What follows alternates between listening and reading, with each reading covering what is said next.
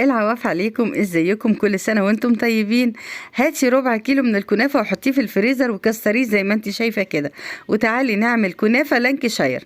هنحط عليها ربع كوباية من الزبدة او السمنة، وكمان هتحطي معلقتين من السكر البودر، وقلبيهم جوه بعض كويس قوي وادمجيهم جوه بعض خالص لغاية ما تبقى السمنة اتشربت كل حتة من الكنافة. وهاتي كده معلقة من المعلقة المعيارية اللي هي البلاستيك بتاعتنا او القوالب بتاعت التلج بتاعتك، بس بالمعلقه المعياريه هتشوفي هنعمل بيها ايه وهتبقى احسن.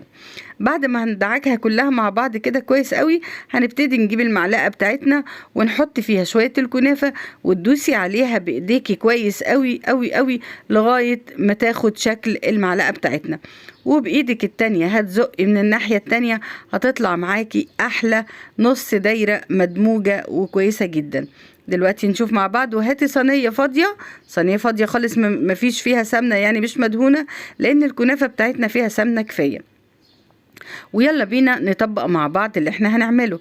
ادي المعلقه المعياريه بتاعتنا، وهنبتدي نضغط على شويه الكنافه جواها، وممكن قوالب التلج بتاعتك، بس مش هتبقى تطلع معاكي اسهل من المعلقه المعياريه.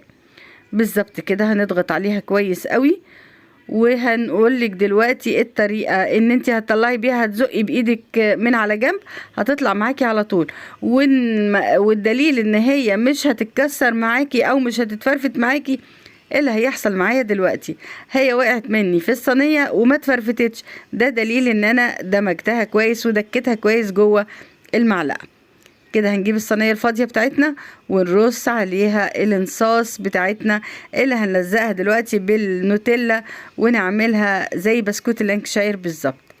شايفين الصينية ما فيهاش اهي، بصوا اتقلبت ما اتكسرتش، ده دليل انها يعني واخدة حقها. يعني زقي كويس قوي الكنافة على بعضها وادمجيها في بعضها علشان ما تتفرفتش معاكي.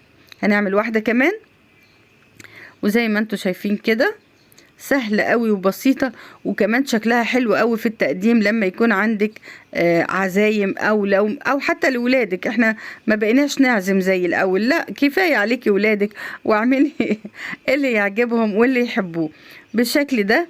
هنضغط بحرف صباعك على حرف المعلقة كده زي ما انت شايفة كده اهو، هتطلع معاكي من الناحية التانية. ورص الصينية بتاعتك ويكون الفرن بتاعك شغال، بس ما تخلوش حامي قوي.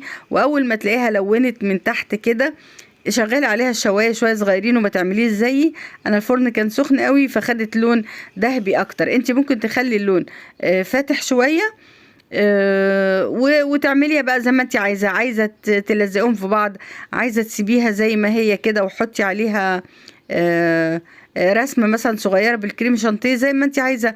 الجرنيشن ده بقى بتاعك انت.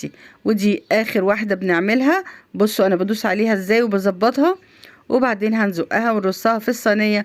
والله طالعة دمها زي العسل وخفيفة وجميلة، ومش شاربة زيت ولا حاجة ولا سمنة ولا أي حاجة، لأنك انت مش دهنة حاجة. وحتى ربع كوباية بس من السمنة ومعلقتين من السكر.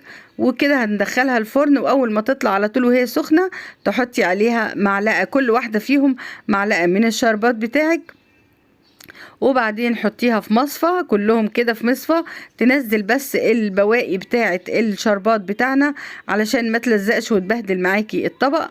والزقي كل اتنين بالشوكولاتة النوتيلا، او لو حتى بالكريم شانتيه زي ما انت عايزة. دخليها التلاجة شوية هتجمد وتبقى زي الفل. وبالهنا والشفا على قلبك، وكل سنة وانتم طيبين، وعقبال المرات الجاية في حلويات أسهل بكتير ما بتاخدش مننا وقت خالص خالص خالص. بنعملها قبل الفطار ب10 دقايق والدنيا بتبقى جميلة. وبالهنا والشفا ليكم كلكم يا رب. كده خلاص حطينا الشربات بتاعنا، حضري بقى النوتيلا بتاعتك وشكلي زي ما انت عايزة. وألف هنا وشفا، والسلام عليكم ورحمة الله.